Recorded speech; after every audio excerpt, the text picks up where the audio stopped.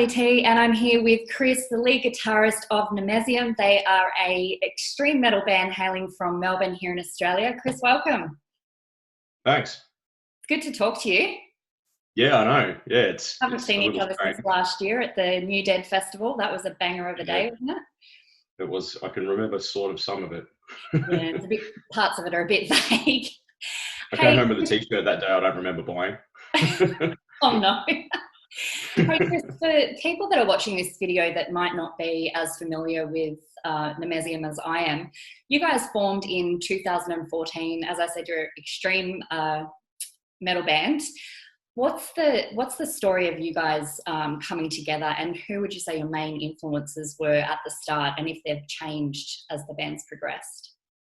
So technically we've actually been kind of in the early formations of a band since about 2010 or 11, actually. Clint and I used to be in a band, our singer Clint, we used to be in a band called Dawn of Retribution together, and that band ended pretty suddenly and in around about that time, and we kind of immediately just started talking about doing something else, and the first thing that we spoke about was getting our drummer, Justin, who's been on board since day one. And the second person that we spoke about getting was Reedy, who's our other guitarist. So yeah, and they've been in the band since day one. So we kind of started talking about doing things way back then. And Reedy and I started writing music then. We didn't start actually playing as a band until probably about 2013. Okay. Just rehearsals and getting the songs together and writing them down, like getting them down properly and everything as a band.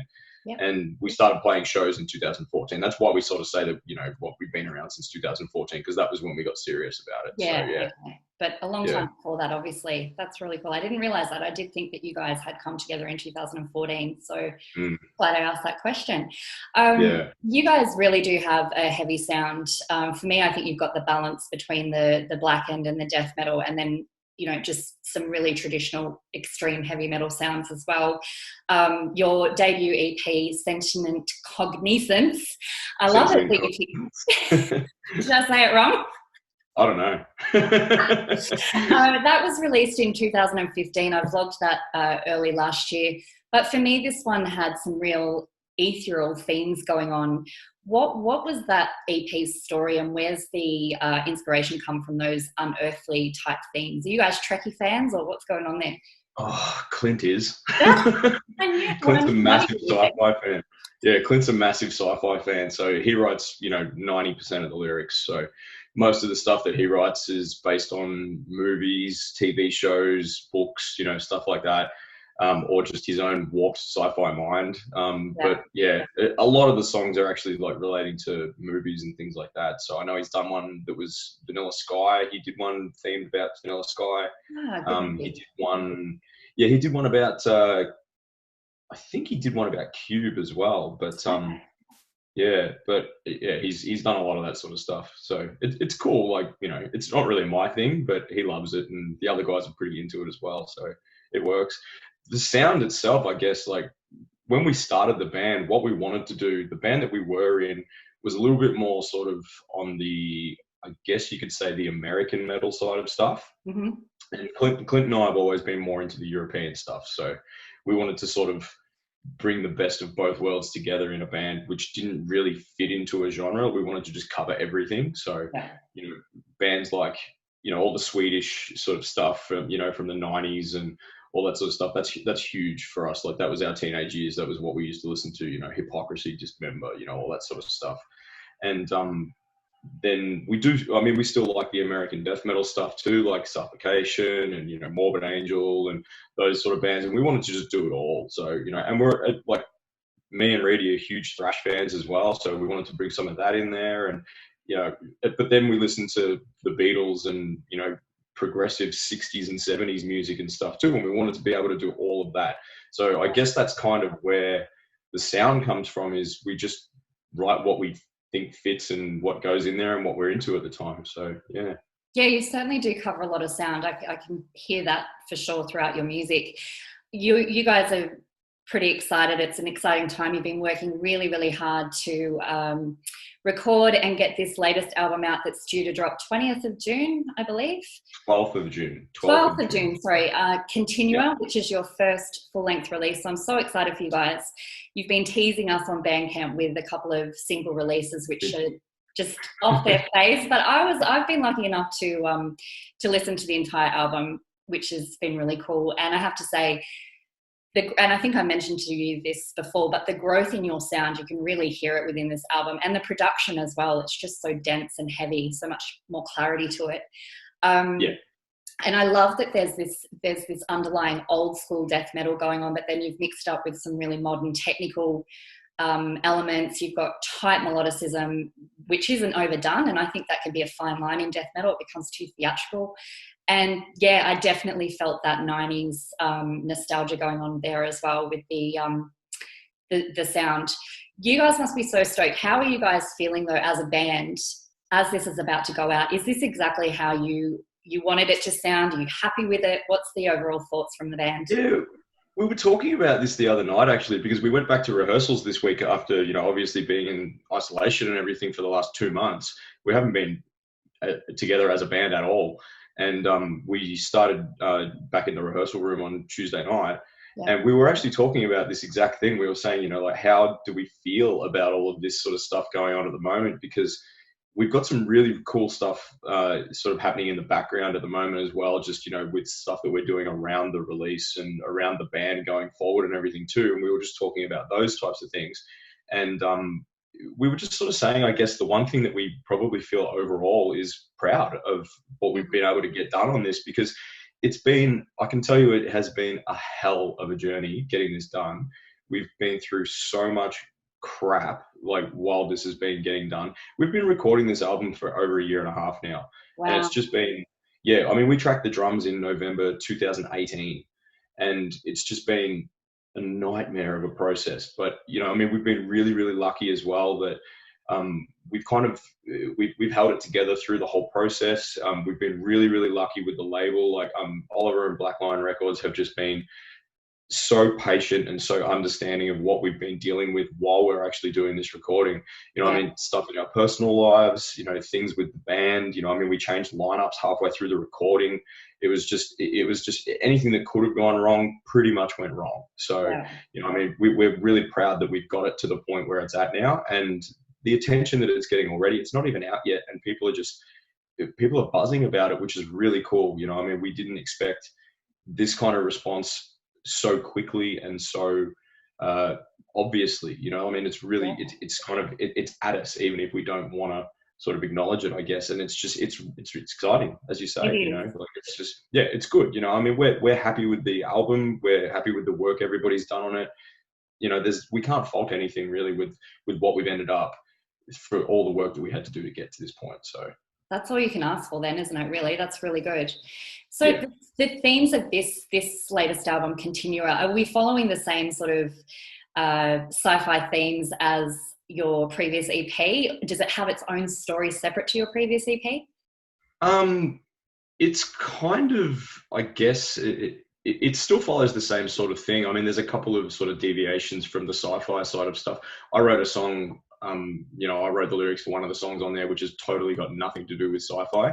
Mm-hmm. And it's probably the one on the album that stands out from the rest as far as lyrics and things go. But it's kind of all loosely related to the same theme, which is around struggle. It's like, even though we're talking about all these sci-fi stories and stuff like that, like Clint uses, he likes all that sort of parallel dimension stuff and multi-universes and all that sort of stuff, and there's a lot of that in the lyrics as well, which is where the title Continua came from, because we were just talking about what is the best thing that we can come up with to sort of pull everything together, and it was just something that was just never ending. And so Continua sort of just made perfect sense, and we wanted to have a one-word title because they're always cool. So that's really hard to come up with a one-word title these days because everything's used. So, and not too hard to pronounce either. People have issues with that. So you did speak loosely about having some hiccups trying to release this album. But obviously you've come into a time where you're releasing during COVID times, which is affecting a lot of bands. How has that affected the release date in any way, shape or form? And have you had any hurdles to overcome to do with COVID and this release, and how have you overcome them? Yeah, we have. We were supposed to be releasing everything on the 12th of June, but the vinyl's been delayed now. That's probably not going to happen until it's looking like being maybe towards the end of the year at this stage. So we're a bit bummed about that. But I mean, at the same time, it's kind of, I guess it's a good opportunity for us as a band from a marketing perspective as well, because we're going to have a whole new product coming out in 6 months' time. So we can kind of relaunch the whole thing again. Absolutely. So, you know, I mean, in a way, it's kind of worked in our favor. But, I mean, you know, you still want to get everything out there immediately. But, I mean, you can't help these things. Nobody saw this coming. You know, it's just, it is what it is, you know. I mean, we've still got the digital platforms. The CDs have been pressed. I've actually got them here. So we've got that. But, you know, I mean, it's just, the vinyl is actually going to be a really cool release anyway, because we're doing the vinyl differently to the CD. So the vinyl is going to have a different track listing. It's going to have a different vibe overall. It's much more aggressive. The way that we've sort of structured the songs and everything is just, it's like a punch in the face. It's excellent. Full. Yeah, I mean, you know, the album's kind of, we wanted it to be like a journey, like a sort of an emotive journey, I guess, through the whole thing. So, you know, you sort of get your ups and your downs and all that sort of thing. And then, you know, it finishes on a note which makes you want to go back to the start and listen again. And the vinyl doesn't have that. The vinyl's just balls to the wall, flat stick from go to woe. You know, it's gonna be a totally different vibe. So, and you know, I mean, hopefully people want to get copies of both because of that. So, you know, I mean, that'll be great for us. And you know, I mean, this was actually our drummer's idea. Justin came up with the idea of changing the track order and getting a different feel on it. So, I couldn't be happy with the decision. It's great. Oh, that's good. I'm really glad that's worked out for you guys. So let's talk about your production, because I did notice you have got Annihilation of Prophecy, which was on your first EP. You've re-released that on this new album. And the quality of this track on this Continua album is just second to none. Like, there's a big difference between the production. Obviously, you guys had that in mind of how you wanted this album to be produced. What was the process in getting it mixed and mastered to this level of clarity? Because it really has, it's still so filthy, but there's such a clarity to it as well. I think you guys have done an awesome job with it. Yeah, thanks. The EP was recorded really quickly. We did it in like 2 days. And you know, it was mixed on the third day. We did that with Jace Fuller at Goat Sound. And yeah, it was just really quickly done. And the quality of it, I mean, it came up good, but we had some issues when we were recording Annihilation Prophecy during that process. And because of that, the actual track came out sounding different to the others. Right. And we weren't really happy with the result of that particular song the whole time once it came out. So we always said we wanted to record that again, you know, just to do it justice.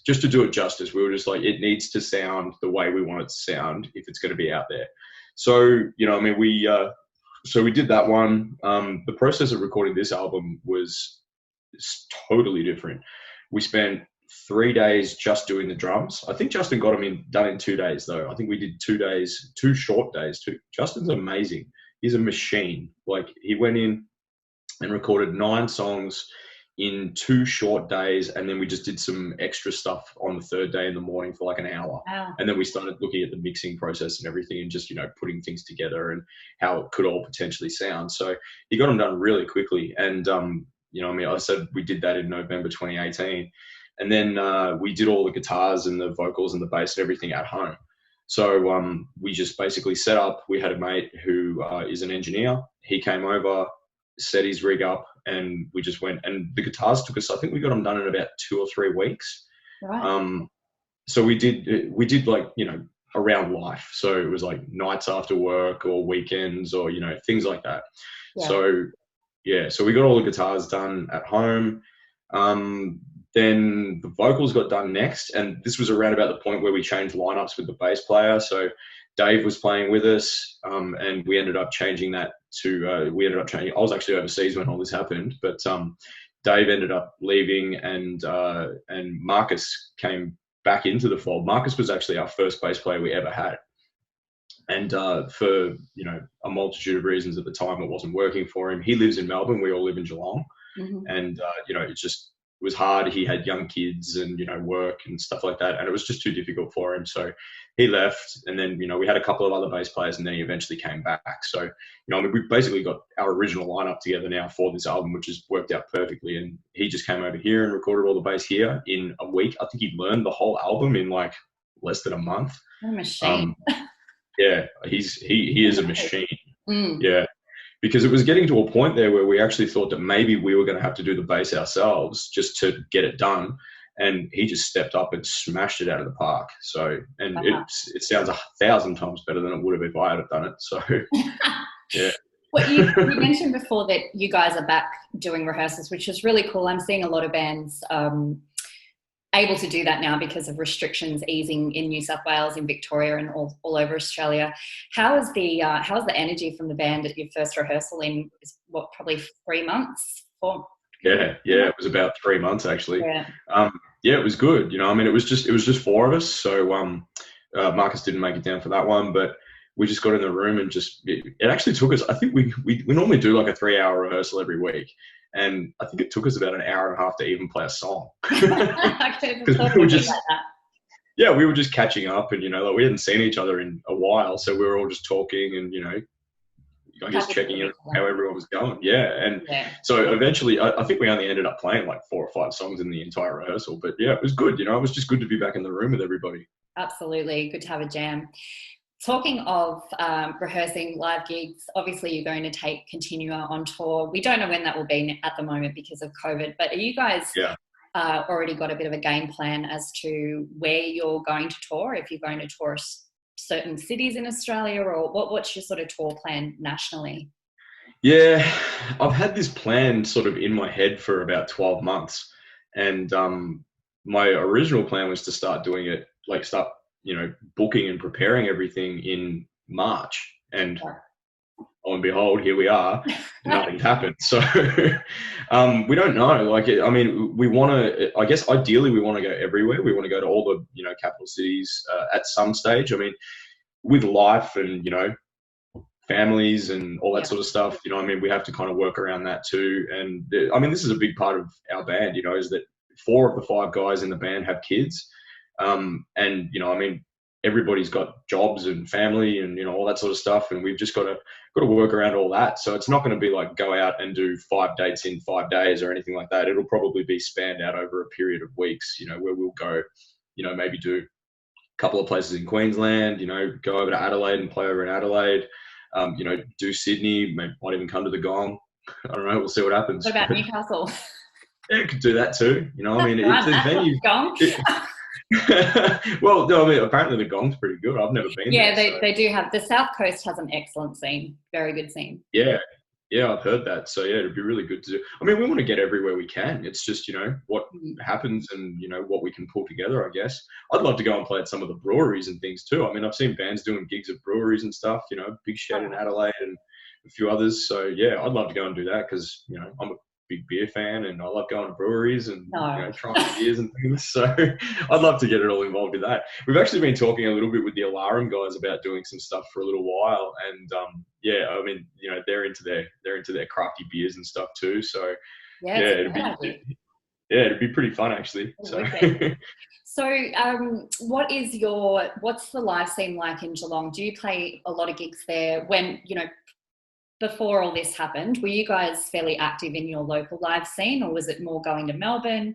Where's sort of the best scene for your band? Yeah, it's a bit of a cross-up between the two. Like, we try to play in Melbourne more than we do in Geelong.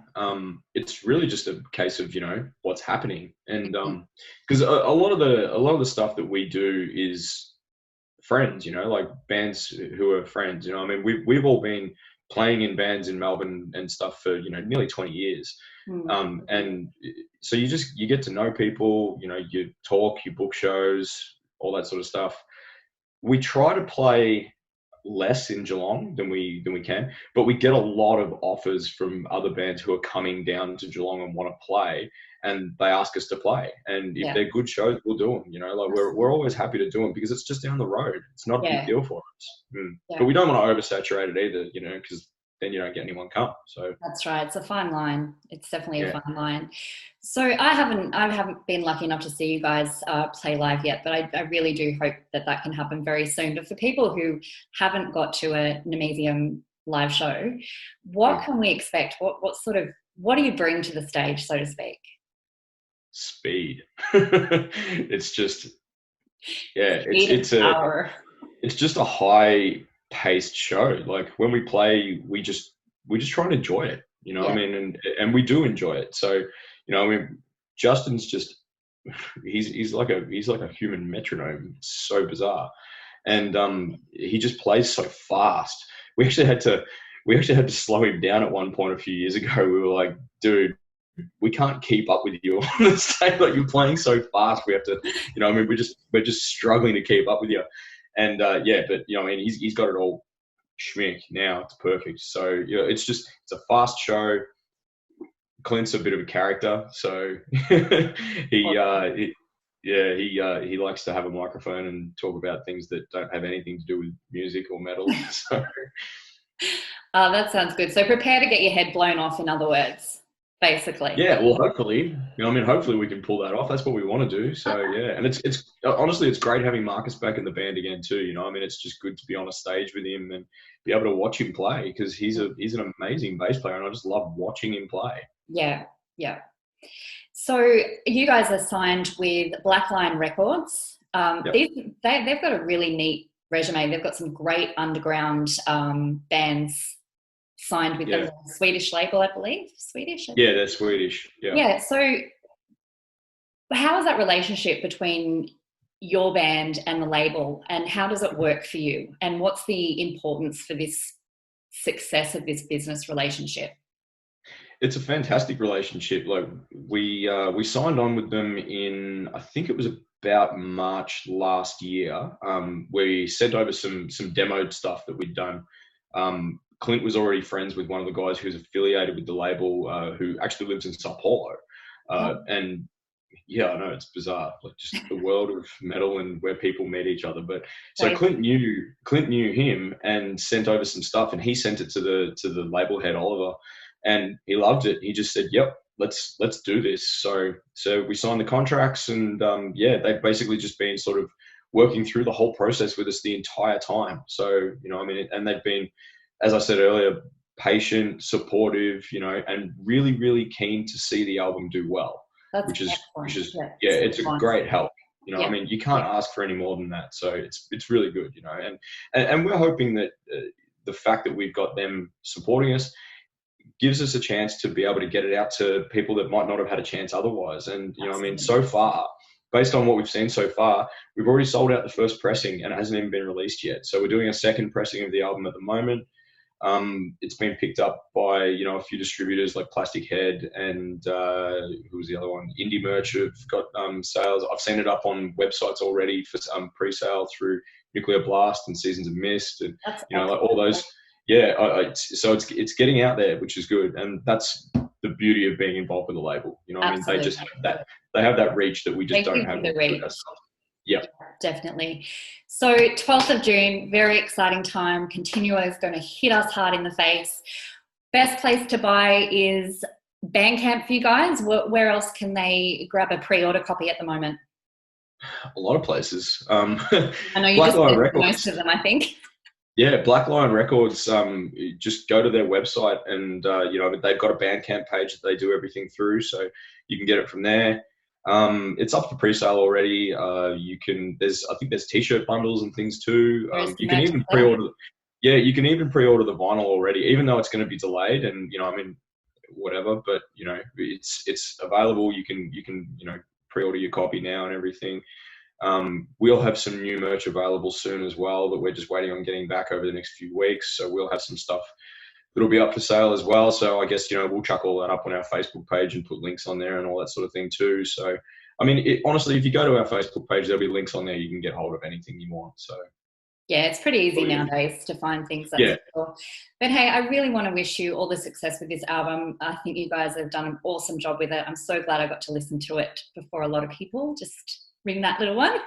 But yeah, big congrats. And if there's anything you'd like to say to people watching this video, go for it. Oh, just keep supporting metal, you know, keep supporting Australian metal, keep supporting your local bands. You know what I mean? That's what it's all about. You've got to put that support out there. You've got to go to shows when they start up again. You know, you've got to buy CDs, you've got to buy t-shirts. You know what I mean? This is how bands keep going. And, you know what I mean, without that kind of support, we just wouldn't exist. It's just, you know, I mean, we do it for the love of it, but, you know, I mean, if you need, at the end of the day, you have to pay to get things done. And that's the best way to keep bands going, is just buy their shit, you know? Absolutely. Total support. Yeah, absolutely. Good one, Chris. It was so nice to talk to you, and I will catch you very soon. No worries. Thanks. Thanks. Bye.